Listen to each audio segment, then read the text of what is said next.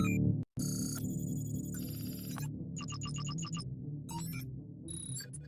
everyone, so today we're doing a video test on the iPhone 12 Pro Max, the iPhone 11 Pro Max, which is this one, and also the iPhone XS Max, which is this one. So all of these cameras are currently on their standard wide angle lens, and I've got them hooked up on a simple rig. So I've tried to get them as close as possible.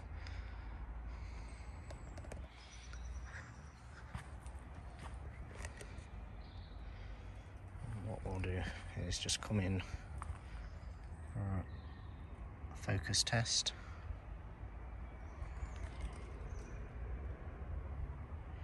The iPhone 12 Pro Max is on HDR, so I did want to test that with HDR enabled. Basically everything's cranked up to the highest setting, so everything's 4K 60, and 12 Pro Max is with HDR Dolby Vision. And what I will do is I will probably upload this in two separate videos, so I'll do a SDR version and then I'll also do a HDR version.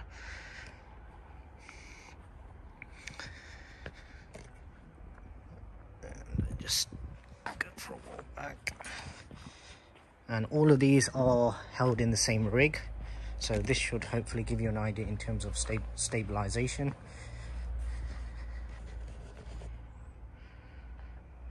It is a really cloudy day, so I'm not expecting to see anything in the sky. Very overcast. It has been for probably I'd say about a week at least.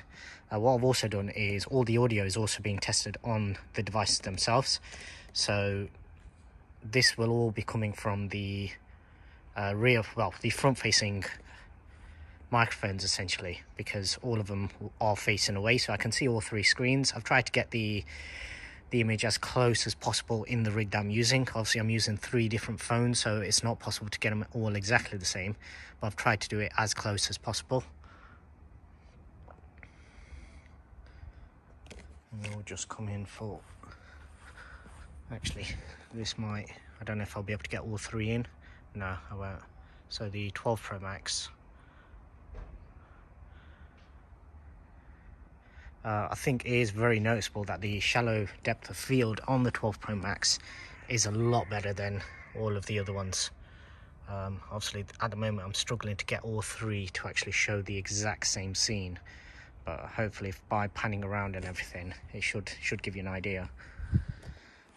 What I'll do now is I'll just stop them all and then I'll switch to the ultra wide for a little while, and then we'll also test the telephoto.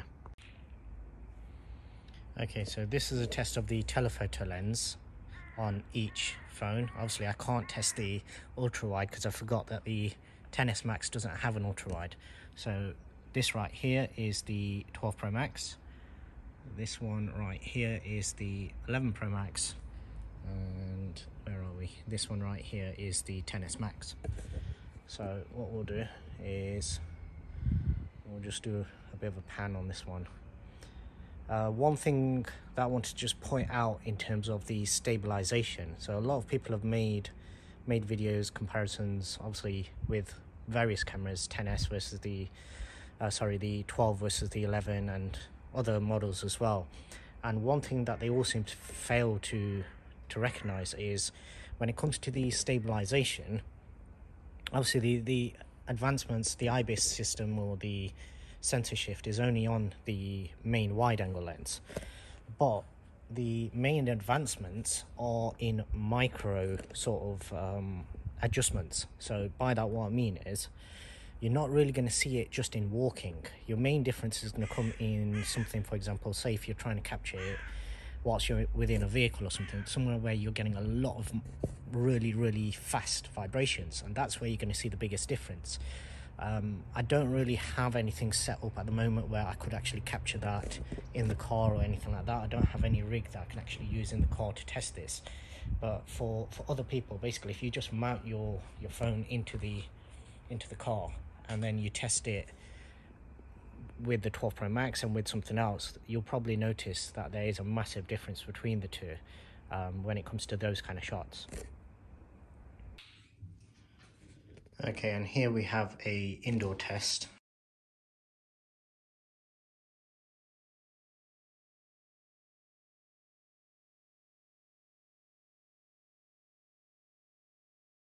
Okay, so this is a indoor test. So this is basically just to try and capture the difference in the colors and everything like that. Same rig that it's actually set up on, but it is still handheld. So I'm not on a tripod or anything. There's no actual additional stabilization. So it's literally just all three phones mounted onto the same sort of smartphone rig, if you like.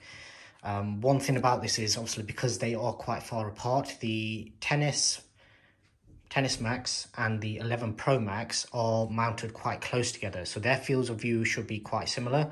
The 12 Pro Max is mounted in basically like the center section of this smartphone rig, so the viewpoint of this will actually be slightly different. So you'll probably notice that on screen, where the XS and the 11 Pro Max will be quite similar, but the 12 Pro Max, just the viewpoint will be slightly different. All of this, basically I've tried to get it as close as possible. The other option would have been to do vertical video, which I don't personally like. So basically this is as close as I can get them in this type of rig. Just looking at it, obviously on this type of setup, especially with it, as mentioned in the previous clip, with it just handheld and me just walking around, I don't expect there to be a massive difference between the three. If I was able to set up something in the car, then that's where I think you'd probably notice a much bigger difference. Just looking on the screens, I can see that the viewpoint of the 12 Pro Max is very different to the other two. So I'm literally just trying my best to try and vary. Okay, so what I'll do now is, with the indoor test, I'll just try and get it to maybe do a few focus tests. And also dynamic range.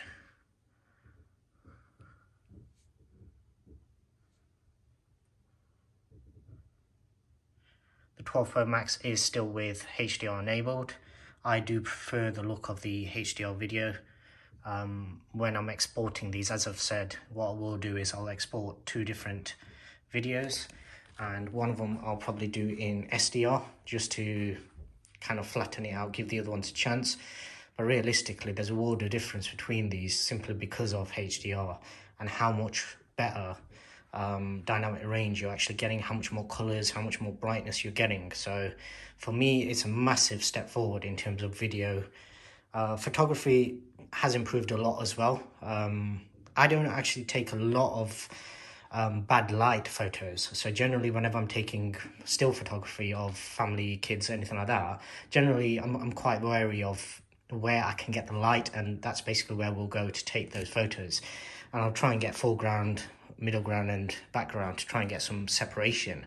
But with video, it's not always the case, and generally most indoor lighting, even like your roof lights, isn't enough to be able to give you non-grainy footage. So that's probably more so where this sort of test will come into its own, and basically show the difference in terms of how much of an advancement it is compared to previous generations.